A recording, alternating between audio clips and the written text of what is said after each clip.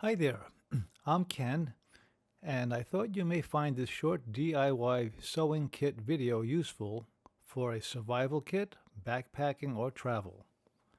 I was not satisfied with the travel sewing kits on the market with thin thread wrapped around cardboard. A much more robust kit is needed for equipment such as ballistic nylon, webbing, and clothing repair. I am using approximately 2 and 3/4 by 2 by 1/8 inch thick PVC sheet. The size and material can vary. I used number 18 nylon cord for the thickest, number 69 upholstery thread for the medium, and standard thin thread.